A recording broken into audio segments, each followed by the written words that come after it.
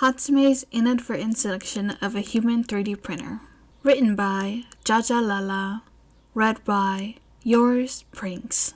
Chapter 2. Iida does not approve. "What is she doing here?" Iida asked with narrowed eyes. "I'm Yaoyorozu's friend," Mei declared. For some reason, Yaoyorozu had decided just to sit with Iida for lunch today, which meant Mei would eat lunch with Iida too. Yaoyorozu scooted to make space for Mei as she sat down. "Yes, Iida, we're getting to know each other." Iida gaped a moment before swinging his hands to speak. "Momo, are you aware of the dangers of trusting this individual? She tricked me for the sports festival. Do you recall the match I had with her?" Yaoyorozu tilted her head. "Oh, yeah, that was her, wasn't it?" "It was a wonderful performance," Mei declared. "Thank you for your cooperation." "It was a trick!" Iida's hands were moving faster than she could track. "Momo, I urge you, do not be fooled by this woman's clever wiles. One moment, you think she's trying to be supportive. The next moment, you're in an inescapable contraption, being swung around to her Pied Piper's tune." The How to Make Friends guide suggested a light physical touch, so Mei took the opportunity to put a reassuring hand on Yaoyorozu's shoulder while she responded. "Luckily, I'm not currently in a competition with Yaoyorozu." Yaoyorozu nodded. "It's as she said, Iida. Whatever she did to you in the sports festival, it was done in the context of a competition." Iida gasped. "Nonsense! Even in a competition, one must maintain honor. This fiend took advantage of the trust that I—" He carried on ranting. Mei grinned, carrying on with her meal. She liked Iida. He gave her the opportunity to show off her babies to all sorts of sponsors, and his tirades made for nice background noise. It was nice to just let his words wash over her, while she internally planned what she would do in the workshop later today. As always, she mourned the sacrifice of work time in order to bond with Yaoyorozu, but... She glanced at Yaoyorozu. It wasn't obvious in the past, when there were more people usually sitting with them, but she had 2 meal sets to herself. While Iida filled the air with warnings and treatises on honor and sportsmanship, Yaoyorozu had already finished the first tray, and was getting started on the second. It wasn't even halfway through the lunch period. There was a sudden silence from Iida's side of the table. He apparently had to stop talking to chug the last of his orange juice. He slammed the emptied carton on the table as he stood up. "I'm going to get more orange juice. You," he said, pointing to Mei, "don't do anything sneaky while I'm gone." Mei just laughed at his warning. It was sweet to see she had made such a strong impression on him with just one match. When he was out of earshot, Yaoyorozu sighed. "I'm sorry he's being rude. That match you guys had must have really affected him. I swear he's normally much nicer." "That's okay," Mei assured her. "I like him." Yaoyorozu's eyebrows raised. "You do?" "Sure, he's fun." She glanced away, with her lips slightly pursed. "The same way you like me?" Although Iida's engine quirk was interesting, it wouldn't be anywhere near as helpful as Yaoyorozu's. "Of course not." "Oh." Yaoyorozu straightened up. "Of course not, you're right. Sorry for the silly accusation." "No need to apologize." Mei wasn't even sure what Yaoyorozu was apologizing for. Yaoyorozu sighed again. "Still, it's hard to have a conversation sometimes when it gets like that. Sorry we haven't gotten to talk much this meal." "That's okay." The conversation faltered. The How to Make Friends guide suggested trying to find time to spend one-on-one, which Mei had not been able to do much during these lunches. Yaoyorozu was just too popular. Lunches always came with at least one of her friends. If only they could talk one-on-one. "You should come to the workshop after school," Mei told her before she thought too much about it. "Is that allowed?" "Sure." Mei wasn't actually sure, but she'd make it allowed if she needed to. "I can show you some of the stuff I'm working on." She leaned towards Yaoyorozu. "And we won't have Iida interrupting us." Iida was now almost all the way back. For some reason, Yaoyorozu bit her lip and shifted in her seat before responding. "Okay, I'll see you at the classes." Mei beamed. Meanwhile, Iida returned to his seat with a glare to Mei. "You didn't take advantage of Momo while I was gone, did you?" Mei laughed at the thought, while Yaoyorozu responded with a prim tone.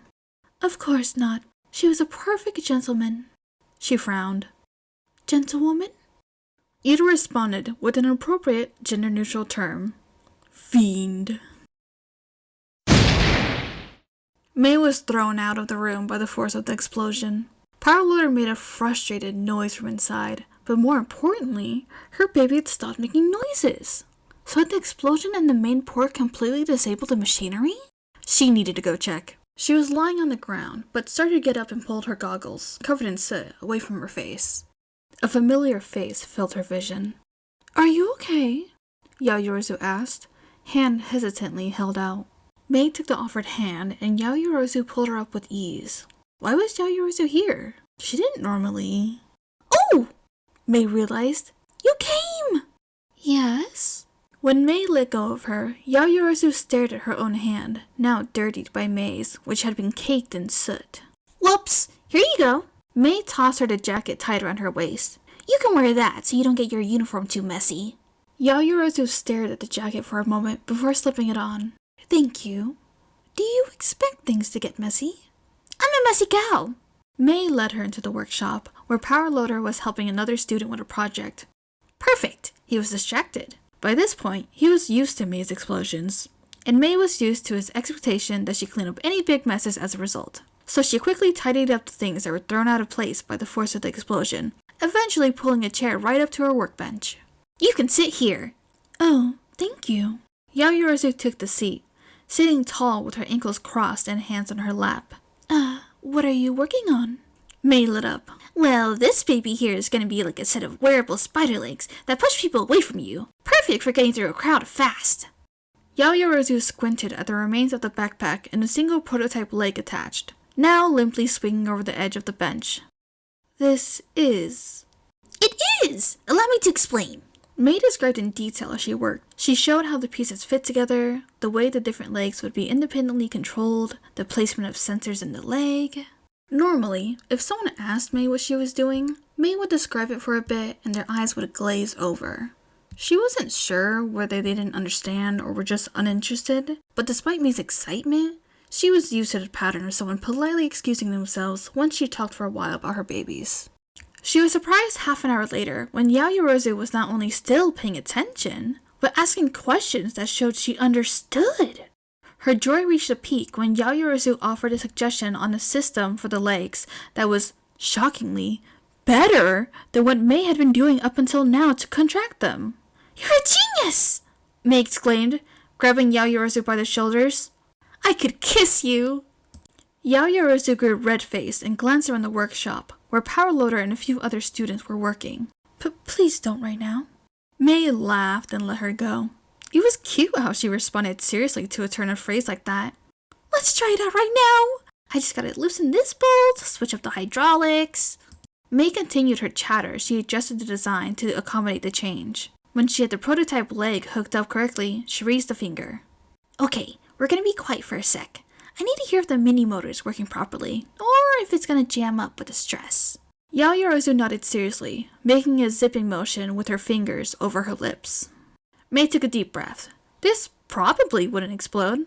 She brought her ear closer to the motor. Her finger hovered over the switch to turn it on. There was a growling sound. May frowned. She hadn't even turned anything on yet. What could that have been? A glance at Yaoyorozu revealed a blushing, hungry student holding her stomach. "Sorry, I'm usually not that loud." "Are you hungry?" May asked. "Just a little," Yaoyorozu told her, not meeting her eyes. "Don't worry about it." May scanned the workshop. Power Loader was in the middle of an argument with another student. Something about permission to weld something or other. But regardless, he was sufficiently distracted. May opened one of the many pockets of her cargo pants and pulled out a granola bar. She gave it to Yaoyorozu with a wink. "Don't let Power Loader catch you eating, but take it." The surprised smile May got in return was sweet. Yaoyorozu peeled the wrapper and chowed down, still maintaining that pleased, satisfied smile May paused to observe. She should feed Yaoyorozu more often. "You eat a lot," May commented. That smile disappeared in an instant. Yaoyorozu swallowed. "I need to for my quirk." "Oh?" May tried to hold back her excitement. Yaoyorozu had said she wanted to start off being friends. She shouldn't jump into asking for her to use her quirk, but the temptation was strong, pulling at May with a force she struggled to resist. "I create things out of my fat cells, so I need to eat a lot in order to use my quirk. My appetite is embarrassingly large as a result. May couldn't hold back anymore. Embarrassing? That's incredible! Thank you. Yaoyorozu continued chewing the bar. She grabbed another 2 granola bars out of other pants pockets. Here, have these as well. Yaoyorozu coughed.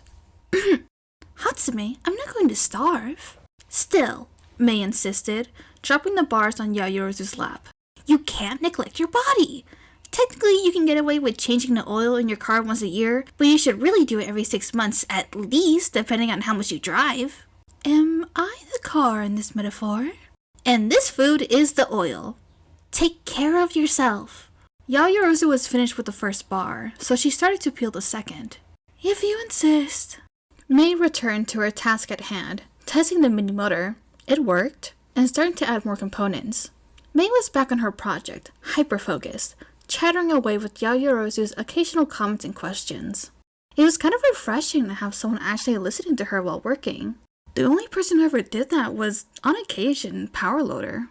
Speaking of, the workshop was almost empty now, and Power Loader approached them. Hatsume, you should probably take a break, have dinner or something. I'm so close to being done! You've made 1 leg out of 8, Yaoyorozu commented. May pouted. I swear, the next 7 will be faster now that I've worked out the first one. Wait a second. Power Loader turned to Yaoyorozu. You're not one of my students? Yaoyorozu stood up, bowed, then faced him with her back straight, business smile on. Nice to meet you, Power Loader. I'm Momo Yaoyorozu from Class 1A. He glanced between the two of them. And you're here because... She's my friend! May exclaimed. May was relieved when Yaoyorozu nodded, confirming that they were friends. Meanwhile, Power Loader had his head tilted. Huh. Well, Hatsume, you've been in here way too late the past few days, so I'm banning you from working until you go home, get dinner, and have a shower. May groaned at her progress being cut short. Power Loader could be surprisingly strict at times. Although in theory, she knew things like taking care of basic needs supposedly helped one function more effectively, according to the many lectures he'd given her to get her out of the workshop. Power Loader walked away, mumbling something about Hatsume has friends? Under his breath. Yaoyorozu turned to her. Thanks for inviting me. This was interesting, but I should probably leave as well. It was my pleasure, May told her. Yaoyorozu left first while May scrambled to finish up some last-minute details, up until Power Loader was looming over her. You need to go home, Hatsume, he told her. Just one more thing! He ended up having to drag her out of the workshop. She struggled, but sadly, he locked the door before she could run back inside. So, resigned, she returned to her dorm. It was only once she was in her own room, shedding her messy clothing, that she realized she never took back her jacket from Yaoyorozu. Oh well. She imagined Yaoyorozu coming home and realizing she was wrapped up in the jacket, and decided she'd like that visual. Maybe May should get a new jacket.